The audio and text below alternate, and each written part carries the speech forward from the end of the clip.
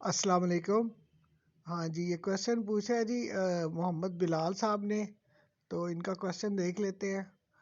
ये कहते हैं जी, अस्सलाम वालेकुम सर, क्या हम पाकिस्तान में अली एक्सप्रेस से सीओडी पर पार्सल मंगवा सकते हैं? और पाकिस्तान में मिनिमम कितने केजी का पार्सल मंगवा सकते हैं जिस पर कोई टैक्स न लगे? और क्या हम अली एक्सप्रेस से बल्क में बाइंग कर सकते हैं?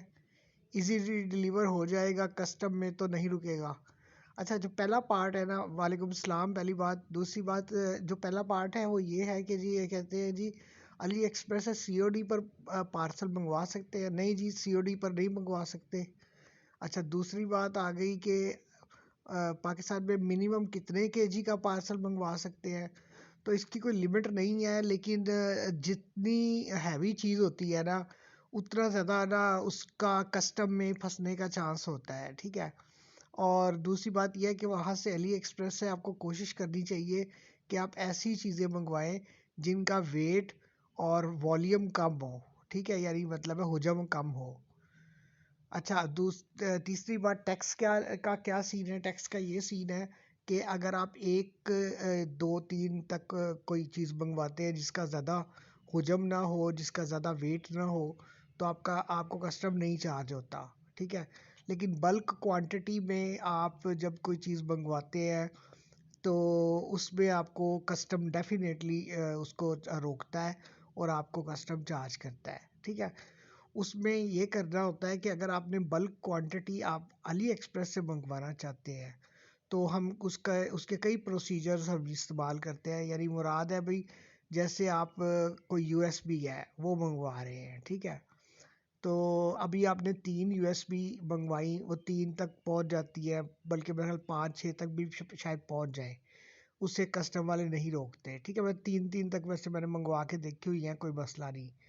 उसमें होता ही है कि जी आपने 3 का ऑर्डर किया तो आपको दूसरे या तीसरे दिन जो है ना उसका ना आपकी प्रोडक्ट शिप हो जाती है और आपको एक ट्रैकिंग आईडी वो दे देते हैं कि जी आपका प्रोडक्ट जो है ना वो सेलर के पास से निकल गया है।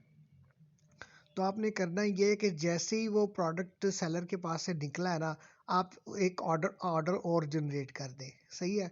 तो वो क्या होता है, ऑर्डर के पीछे आप ऑर्डर जनरेट करते हैं, तो इस तरह से आप बल्क क्वांटिटी को मंगवा सकते हैं। दूसरा तरीक़ेकार ये होता है कि आप एक से ज़्यादा एड्रेसेस पे चीज़ मंगवाएं।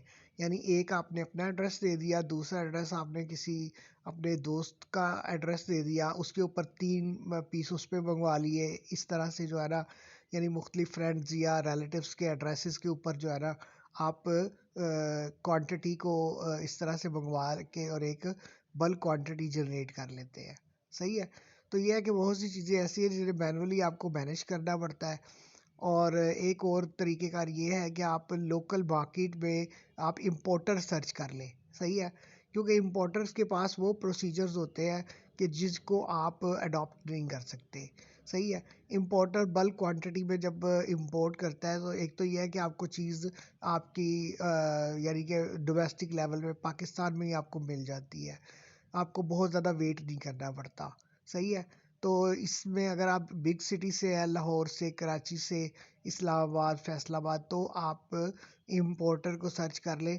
और इंपोर्टर जो है ना, क्योंकि वो तकरीबन हर चीज़ ही इंपोर्ट करते हैं, तो आप उसको यानी खुद सोर्स करने की बजाय जो है ना, जिन्होंने सोर्स की हुई है ना, आप उनसे बल्क क्वांटिटी में जो है ना वो चीज़ बाय कर लें, ठीक है जी। ये आपके क्वेश्चन का जवाब है।